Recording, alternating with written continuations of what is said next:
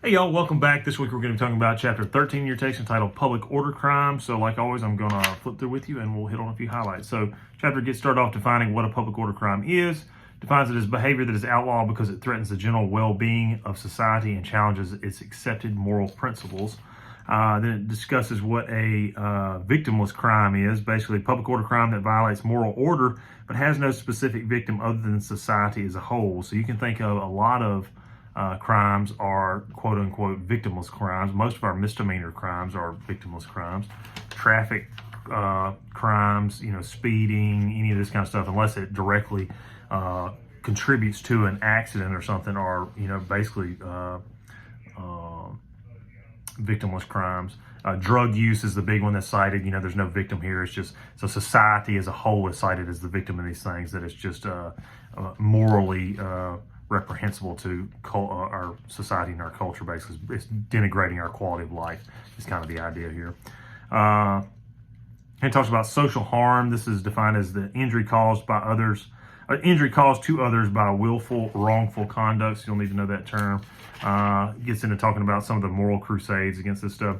Moves into talking about sex-related offenses and the paraphilias. These are different sexual fetishes listed under this heading of paraphilias here, which is defined as bizarre, abnormal sexual practices that may involve non-human objects, humiliation, or children. So of these, your book lists several down here: frauderism, voyeurism, exhibitionism, sadomasochism, and then under one heading, pedophilia, hebephilia, and ephebophilia. So all those are basically different, basically attraction to minors of different age brackets for each of those terms, or what those are. Voyeurism is obtaining sexual pleasure from spying on a stranger while they disrobe or engage in sexual behavior with another.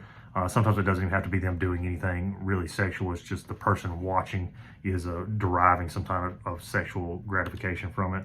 Frauderism is rubbing against or touching somebody in public in a crowd in a non-consenting manner. And then, like I said, the pedophilia and all the other ones under that are sexual attraction to minors.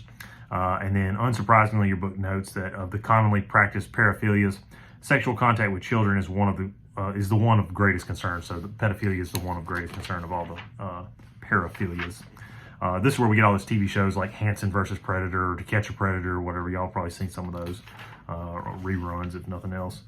All that is dealing with pedophilia, or one of those levels of it anyway, of whatever age bracket they're luring these men in for.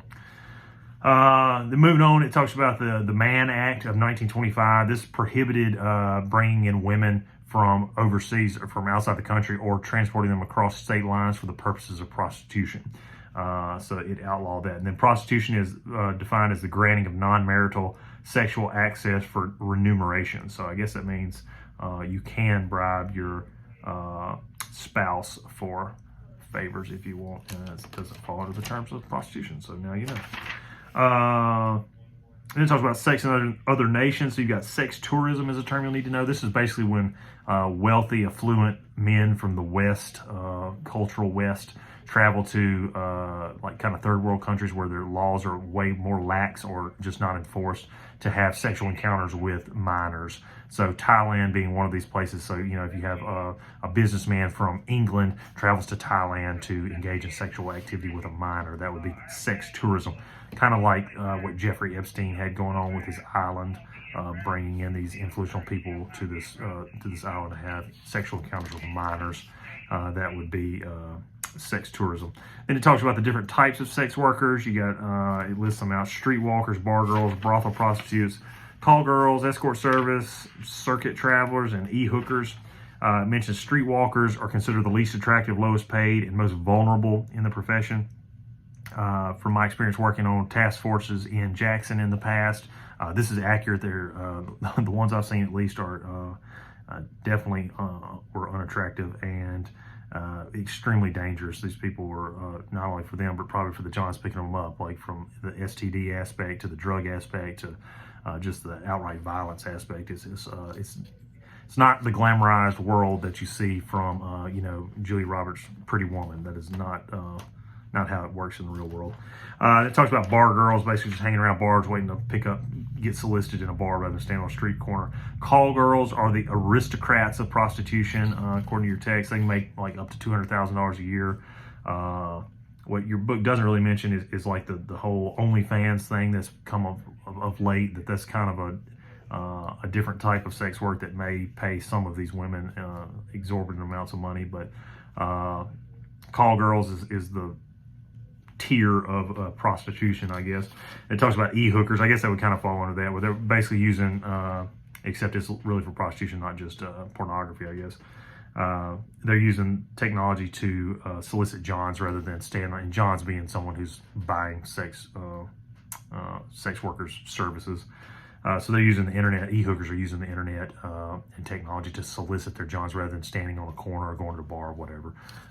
Like Craigslist, I think, is basically devolved into nothing but prostitution ads. The last time I tried to get on there to look for something, I used to sell stuff on Craigslist all the time, but at some point, within the last 10 years, it's turned into basically prostitute central, I guess. But everybody's gone to Facebook Marketplace as a place to sell stuff now, but telling my age, I guess, using Craigslist back in the day. Then it talks about should sex work be legalized. So, Nevada is the only state that has areas, and I don't know if it's the whole state, I really think it's just certain counties have legalized prostitution. So it talks about, they've done a bunch of research on what happens if you legalize it. And kind of unsurprisingly, when governments legalize sex work, it leads to a huge expansion of the trade, both legal and illegal. So that's probably not very surprising to anyone. Then the chapter moves into talking about pornography in the law. The First Amendment to the U.S. Constitution protects our rights to freedom of speech and expression. So this makes enforcing any laws against pornography extremely difficult, because they break down what is obscene, and the Supreme Court in different cases will rule that obscene material may be banned, but then the standard for determining what obscene is very vague and arbitrary, and it could mean one thing to one person and one thing to someone else, and something that's obscene in Mississippi might not be obscene in New York, or vice versa, or whatever. So for that reason, your book mentions that there's been very few instances of obscenity cases involving pornography being actually tried, because the rule is so vague. It's hard to make any type of determination. Then it moves into talking about substance abuse and prohibition. So prohibition came about when the 18th Amendment was passed, which outlawed the sale of alcohol. So this was in effect from 1919 until 1933.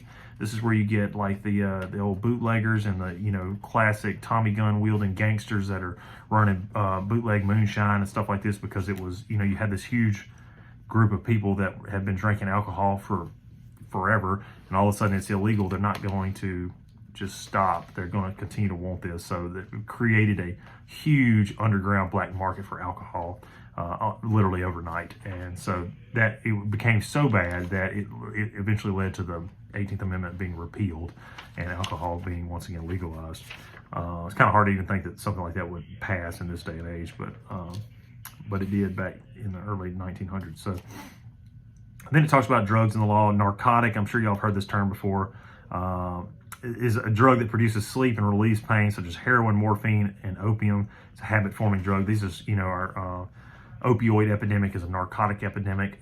These are very highly addictive drugs and are very dangerous. So that's what that is. And then it talks about law enforcement strategies and dealing with drugs.